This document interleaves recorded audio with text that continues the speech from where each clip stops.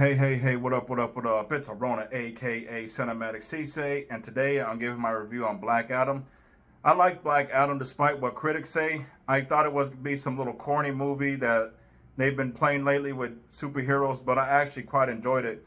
It was different. I like the fact that it was about someone in the Middle East that had nothing to do with someone going through the streets of America, stopping a robber, and someone trying to blow up the world. No diss, but that's cliche-ish, and we see that all the time in a lot of movies. But I like the fact that it showed a different perspective, a different culture, in a different part of the world. No diss to these two actors, but I felt that Atom Smasher and Cyclone, they were just there just to be there. I felt their characters really didn't have a purpose besides for that little moment when they were fighting with Black Adam. That was more for, it seemed like humorous commentary, and it was more a resemblance to Deadpool.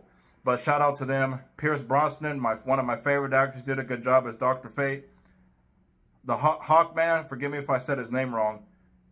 Hawkeye, he did a pretty good job. Him and the Black Adam getting into it. It was pretty funny.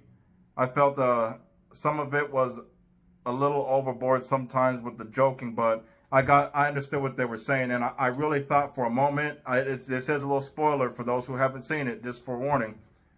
I thought he was going to die for a moment. And God can show you visions of things, and it can be scary, so there is an element of truth to this movie. I'm glad they stayed away from politics. I mean, don't get me wrong, politics has a purpose for movies depending on what it's about and when the time period.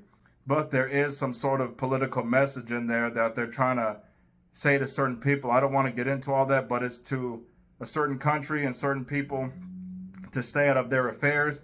And if you read between the lines, you know who I'm talking about.